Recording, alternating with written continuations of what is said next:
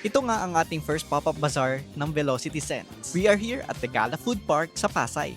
If wala kayong magawa at may time kayo para gumala, puntahan nyo na tong Gala Food Park, Japanese themed food park. May rentahan sila dito ng costume kaya feel na feel nyo talaga ang pagka-Japan. At kung gusto nyo namang bumisita sa ating booth, dire-diretsuhin nyo lang ito. At kapag diniretso nyo yan, makikita nyo tong maraming tables and chair dito. And after that, makikita nyo na tong may nagbo-booth. So dyan, papasok lang kayo at makikita nyo na kami. So itong lugar na to, talagang toy shop siya. Pero currently, wala kasi siyang mga laman kaya tayo ay nagbabazar. By the way, flex ko lang itong table ko. Ito ay camping table talaga siya. Ito yung binili ko dahil mas magagamit ko siya kahit saan and pwede ko siyang madala ng madalian, di ba?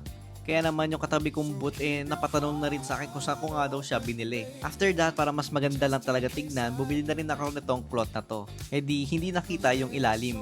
Ang galing, 'di ba? Actually, makikita nyo naman talaga yung design ko nung una kong video na nilabas. Yung in-sketch ko siya, ganito yung gagawin natin mismo. And surprisingly, na-achieve ko yung gusto ko. Ito talaga yung in-sketch ko that time.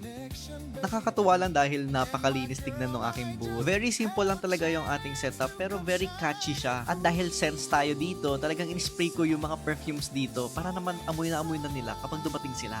Diba? Marketing na rin yun, diba? Kaya ayun guys, kung kayo ay hindi nakabisita sa akin last time, don't worry because February 14 and 15, nandito ulit tayo sa The Gala Food Park dito sa Pasay. See you!